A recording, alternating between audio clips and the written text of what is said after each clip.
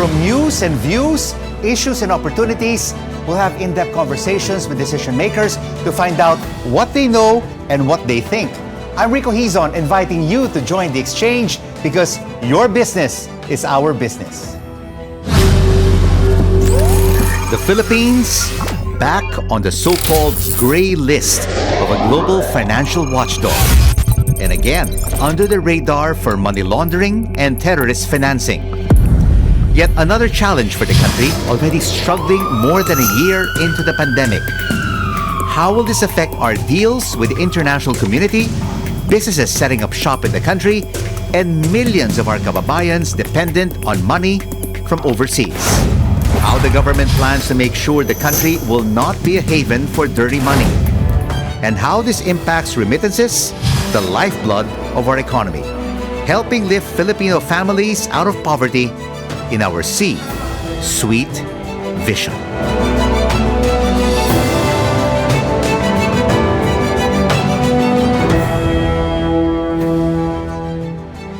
Our country lands again on the global watch list for dirty money with Haiti, Malta, and South Sudan.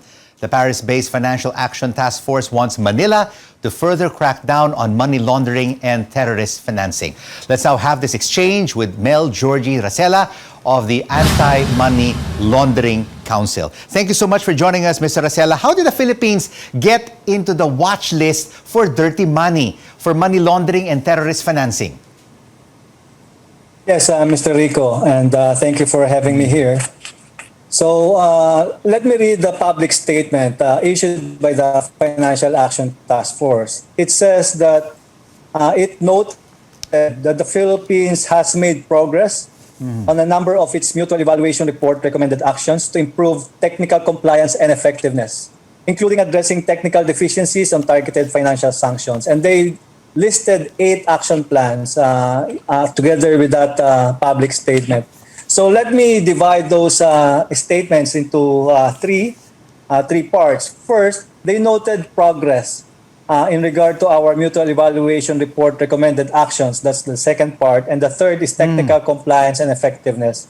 So this means that the Philippines has delivered or demonstrated or achieved or accomplished most of our recommended actions in our mutual evaluation report. And that remains, what remains is only 18. Right. So the original number is at 70.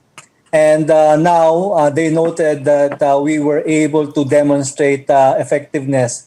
So Mr. Racela, 52 of the 70. So how will it take? How long will it take? How long will it take then, Mr. Racela, to complete these 18 action plans to strike us off this gray list? Well, we are given 12 months to 18 months.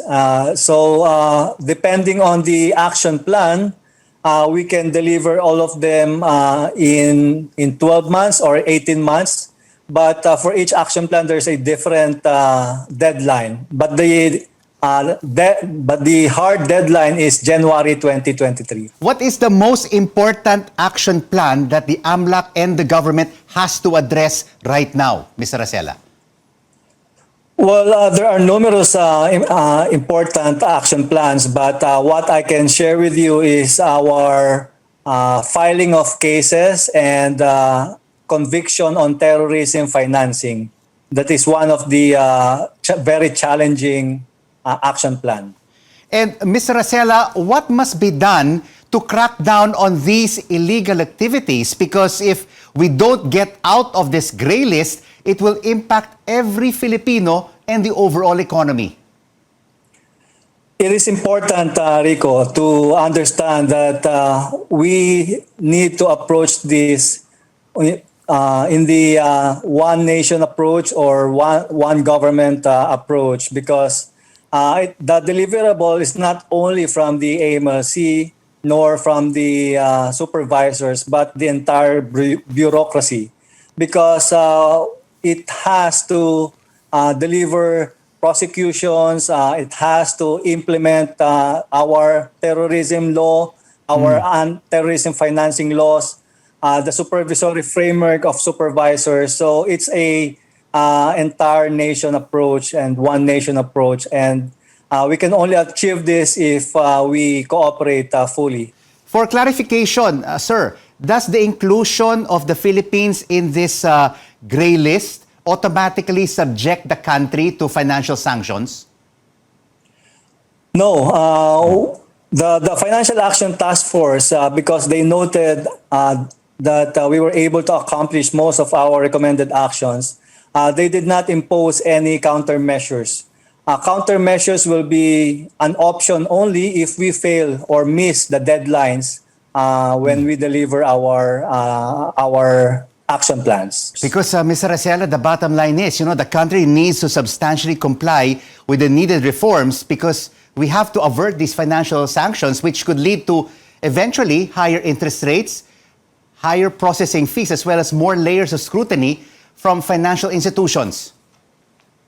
I agree with you, Rico, and that's why we have to activate the National AML-CFT Coordinating Committee. This was created in 2018 through Executive Order number 68, and it has devised a national strategy to counter money laundering and terrorism financing. Okay, looking forward to the quick action of AMLAC and the national government on this gray list issue. Thank you so much for this exchange, Mel Georgie Racela of the Anti-Money Laundering Council. Well, the company that paid a factory worker's wage in 5 and 10 centavo coins is now at risk of losing its business permit. The Valenzuela city government temporarily shut down Next Green Enterprise. Aside from violating the central bank's policy on coin denominations, the company also allegedly did not pay its employee, Russell Manyosa, a proper wage. The Labor Department is looking into complaints of unfair practices. Well, we would like all of you, our viewers, to share your thoughts on this case. That is also a hot topic online. What do you think of the government's handling of the workers' complaint?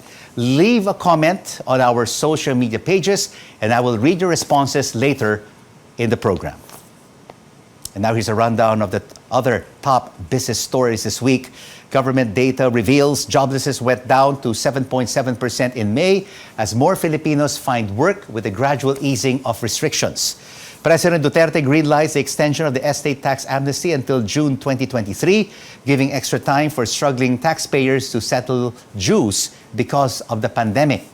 And the Treasury Bureau says the country raised over 145 billion pesos in its third foray into the capital markets in 2021. Finance Secretary Carlos Dominguez says the success reflects global investor confidence in the country. And straight ahead on the exchange, where your business is our business, find out how you can earn as much as 30,000 pesos with only a 2,000 peso capital in this micro business program.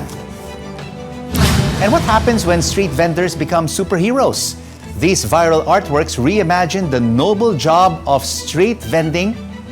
Keep it right here on CNN Philippines. News you can use, news you can trust.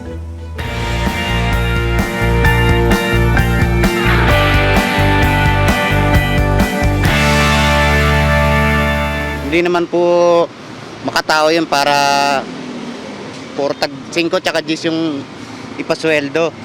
Hindi, papalit sa bangko. Palitan naman ng bangko yan eh. Kasi pera naman siya eh. Kung sakaling may pagkakamali yung employer, ay pwede naman yung mai-correct ng maayos. Parang mahirap yata yan. Siyempre, paano mo may bili sa tindahan yun? Kahit sa tindahan, baka sampal pa sa'yo yun.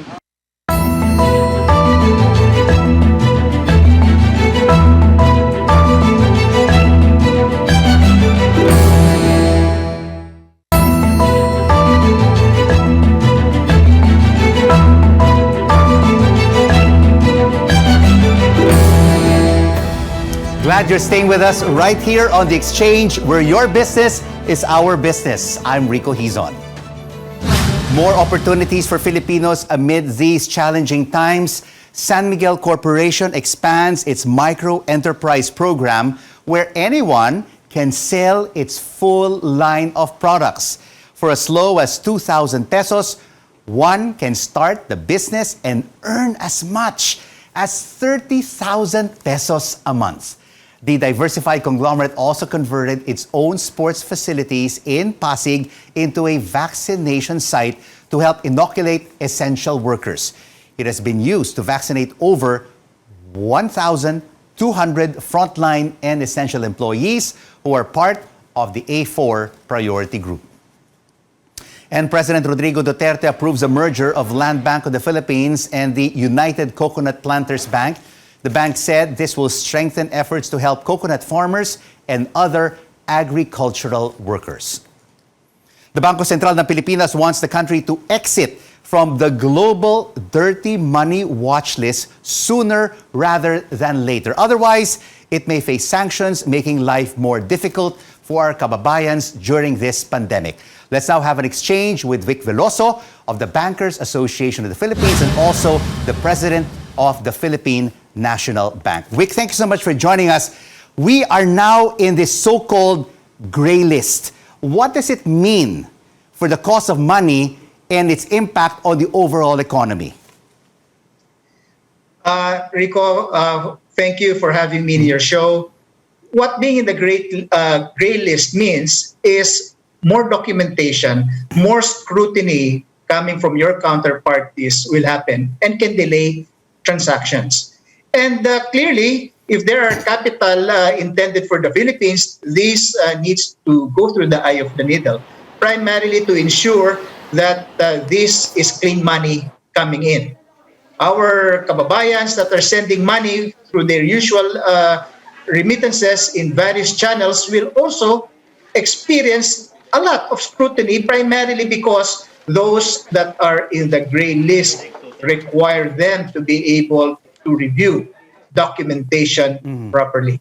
And Vic, failure by the government to implement enhanced due diligence measures could also lead to higher interest rates, processing fees, as well as more layers of scrutiny from financial institutions. And this is not good news for the Philippine banking industry. Rico, we are given a period of time to comply. Those apprehensions are not going to be immediate. What we need as a country to do is work together. We need a wider net to establish what are the risks that our country get to face. The banks have already been reviewed, scrutinized over a period of time by the authorities, by the regulators, and there may be new opportunities for those wanting to launder money or do terrorist financing to inflict damage to the country. So let's take a look at what are the risk factors of the country. You have gaming industries. So if we are going to launder money, how can we remit it or use these gaming companies? How are we going to be able to take a look at the electronic money issuers? How are we able to utilize virtual currency exchanges? All of this needs to be reviewed. And that is what the government is doing. And the Bankers Association of the Philippines is very eager to work with government. We are going to be happy to work with our regulators and will make sure that our member banks get to also put in their expertise in these concerns, primarily because this is our country and we are all going to be in one place that is going to be given a difficult time.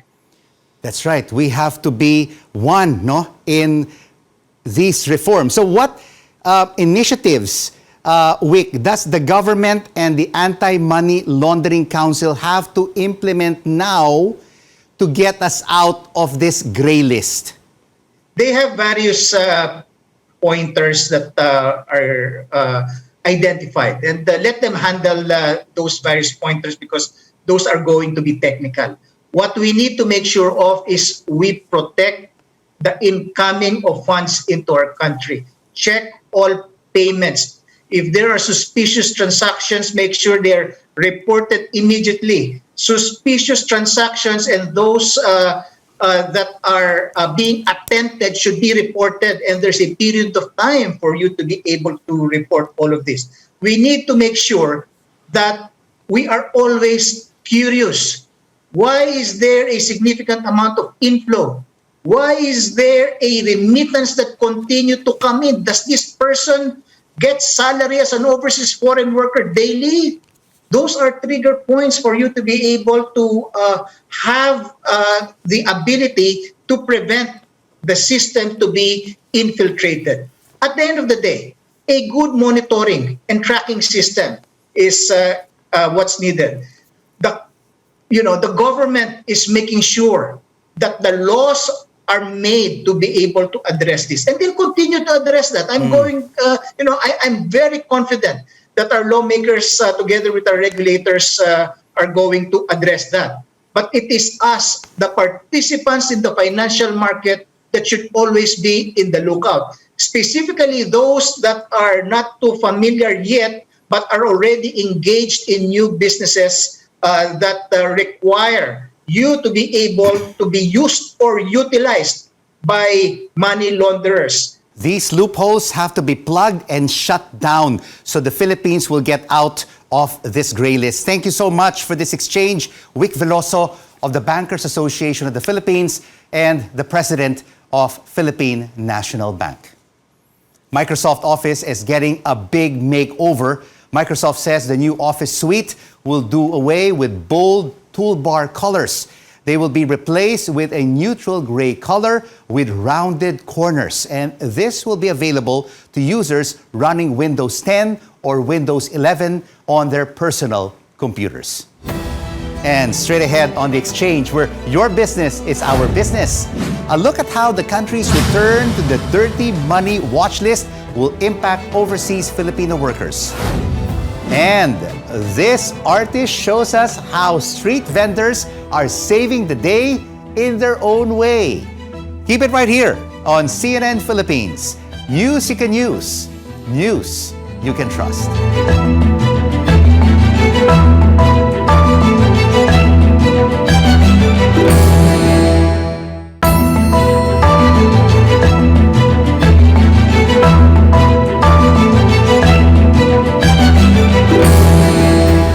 Glad you're staying with us right here on The Exchange, where your business is our business. I'm Rico Hizon.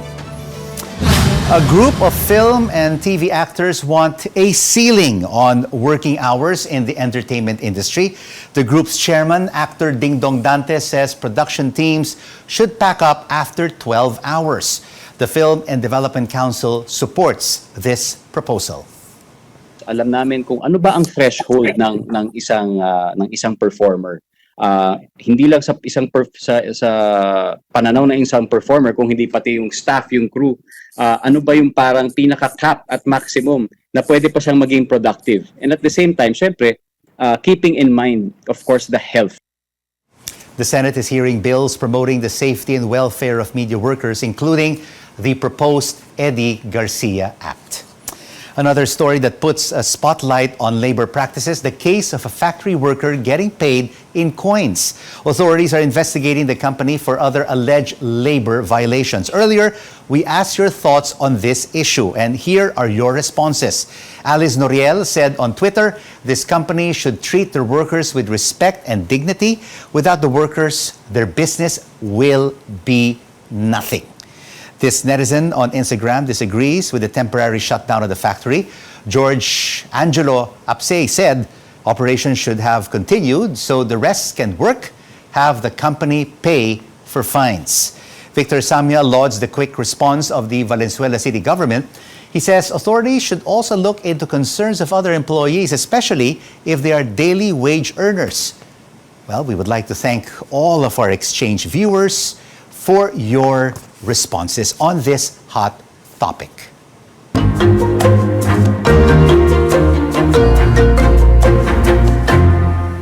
The country's return to the dirty money watch list means a lot for Filipinos, and among its immediate impact are on remittances, the dollars that OFW send home. Let's now have an exchange with Sendit's Yang Zhang, joining us from Hartford, Connecticut, and attorney Guadalupe Vergel de Dios, who also leads the Association of Remittance Firms. Ladies, thank you so much for joining us. Miss Yang, let me start off with you. we are now in this gray list. What impacts will failure to exit this gray list have on remittances of overseas Filipino workers? I think from our perspective, I mean, we're coming at it from the point of view of a regulated remittance company, correct?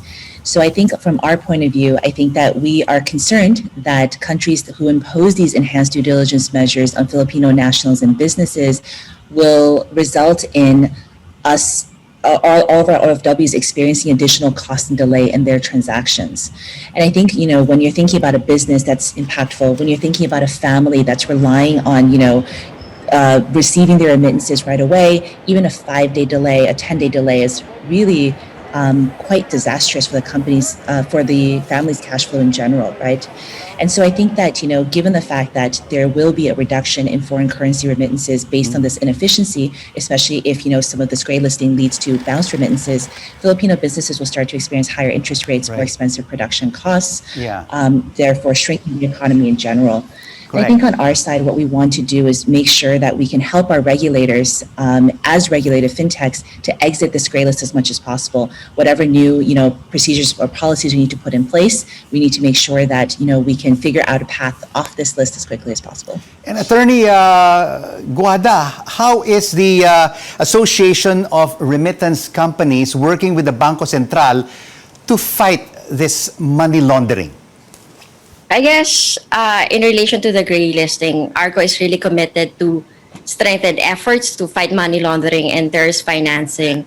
So right now, I guess as part of its mission, we have always been providing training to companies engaged in the money service business, not just a remittance. So we capacity build them, teach them how to properly KYC. In fact, this coming July, we are going to have a training on the national ID system, which hopefully would, to some extent, help the KYC process of all remittance company. So we are in full support we're throwing our full support to the Anti-Money Laundering Council and the Bangko Sentral ng Pilipinas to do everything to remove us from the FATF list, gray list, as soon as possible.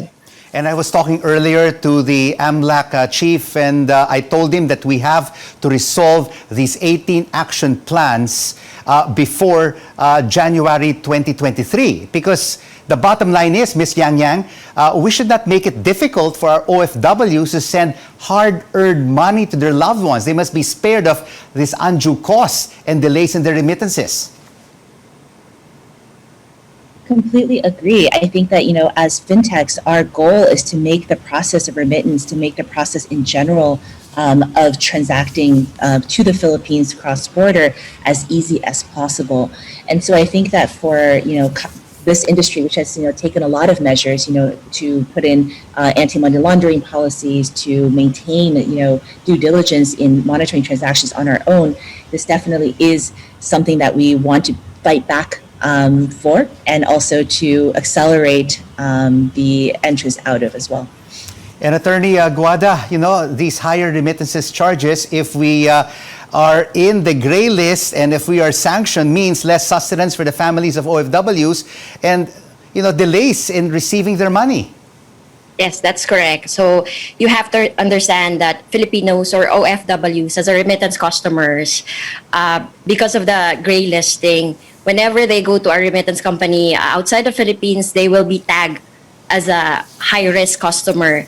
That means instead of undergoing the standard due diligence process, they have to undergo an enhanced due diligence process, which means that instead of just capturing 5 data points from that customer and requiring the presentation of one ID, that customer would be now required to submit additional data points and perhaps documents to prove financial capacity. And that additional processes would mean delay. And of course, that would also add operational costs to the company, to the remittance company. Therefore, the remittance costs might spike up because of all the additional processes that remittance company have to undertake. And that delay, if you accumulate everything, that would perhaps mean 2 to 4% increase in the total total decrease in the OFW sending in the Philippines.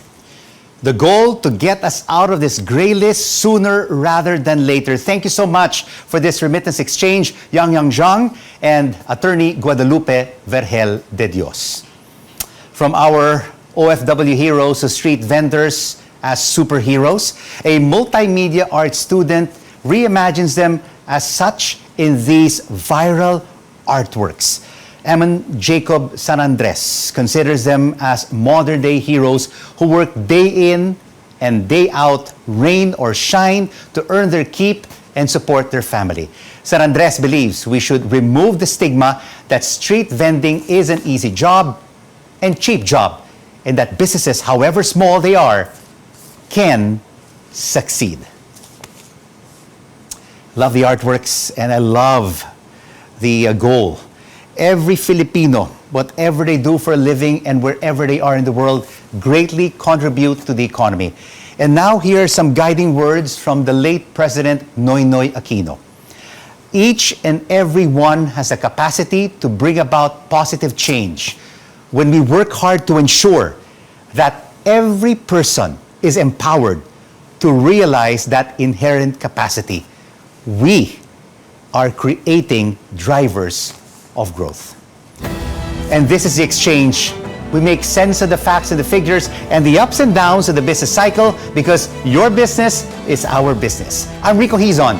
Thanks for watching CNN Philippines. News you can use. News you can trust.